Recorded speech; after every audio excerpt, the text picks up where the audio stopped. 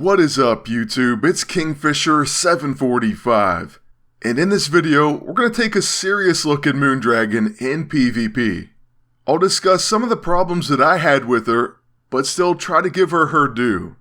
Now, in this first match, we're facing what I typically face. For example, the last time I posted a video on her, that's pretty much all we faced. And even when I tried to make this one, 8 out of 9 teams had the Techno-Organic Endoskeleton and Kurth. That presents a problem for Moondragon. I don't think anyone out there can sugarcoat that. Don't worry, I kept going back until I finally got some variety. But it was so annoying facing these teams, and that's pretty much where my frustration with Moondragon came from. Not really her, but the current meta that I'm trapped in. If you've been using her and you're not seeing these teams, consider yourself very lucky. Because she is a good character if she's not facing Kurth and the ToE. Against them, what I found is you kind of have to abandon some of her other abilities and use mainly her level 1, and it does do nice damage. But against a few other teams that we'll face later, you'll see where she can truly excel. And also, she's a beast in PvE, the Sims and so on. That Cerebral Agony, it just gets incredible. So much damage. Here though, against these guys, which is the team I normally face, like I said, Psychic Beam's pretty much the way to go.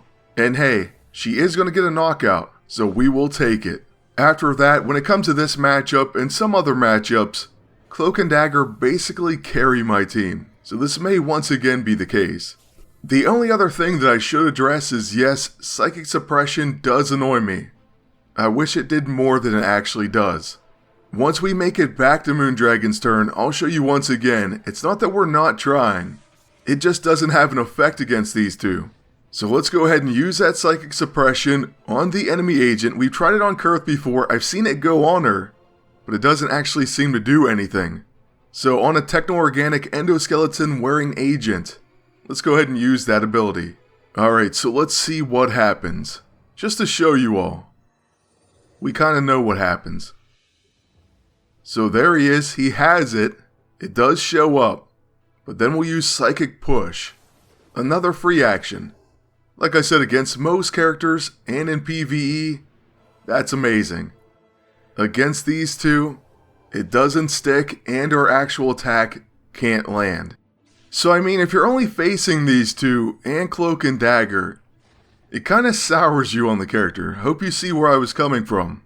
But we will get some different opportunities after this match, and then we'll fully explore the character. As for this one, we're kind of going to rely on Cloak and Dagger to do our damage, since the Psychic Force set is somewhat lacking as well against them. Just a tough matchup, and by the way, after I switched some things, that's actually when I got different teams. So once again, the AI and matchmaking, putting a Techno-Organic Endoskeleton agent and Kurth against us, every single time we use this set and Moondragon, that gets really frustrating. Very difficult to continually play. It made me almost hate PvP. But there's going to be a silver lining, like I said. So let's just get through this match.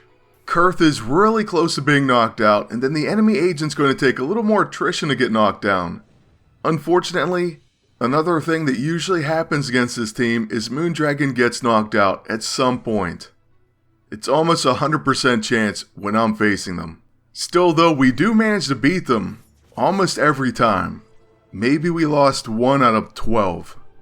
So even with these ineffective items, Cloak and Dagger usually pull us through. Now on the enemy agent's turn, he's pretty close to being knocked out. He doesn't have that much HP remaining himself, and he has to recharge.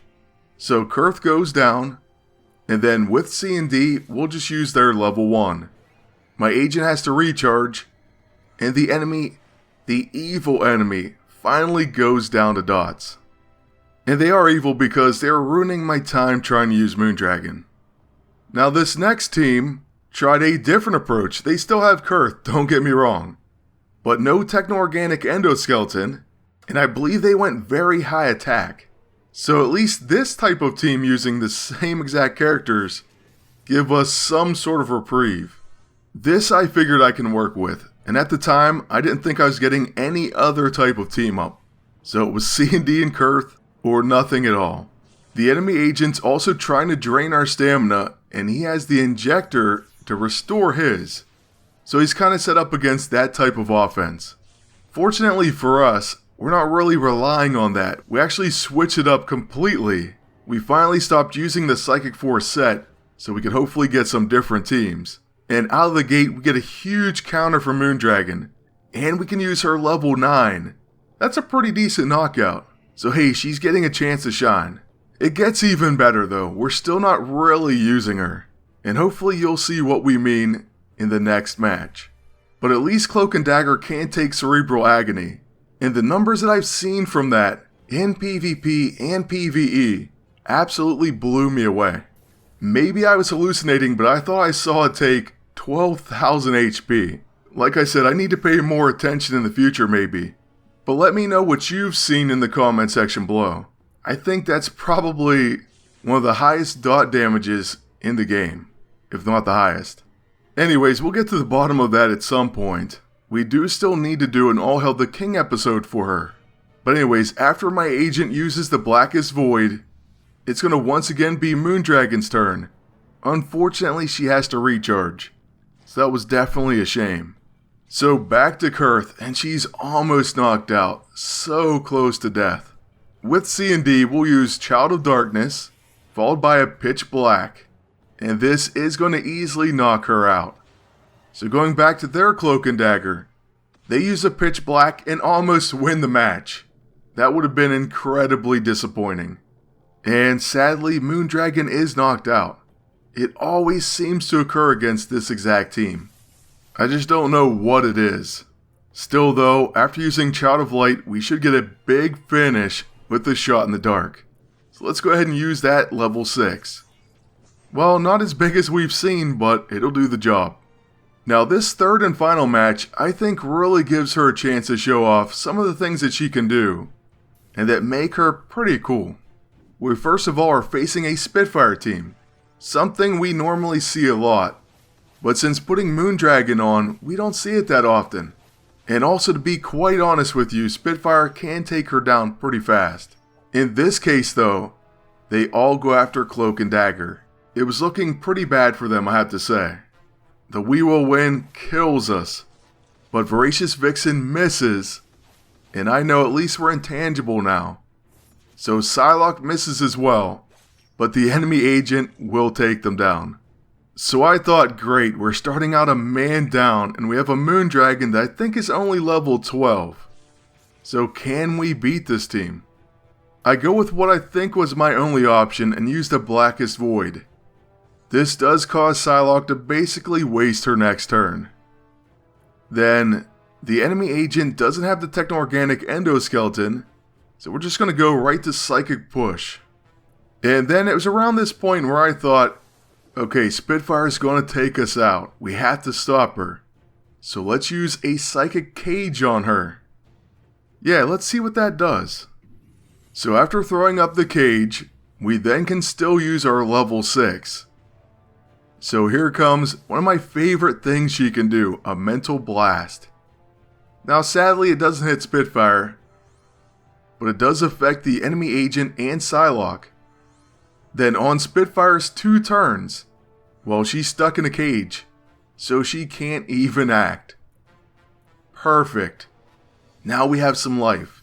So I'll use the Smothering Shadow, followed by the Ionic Devourer.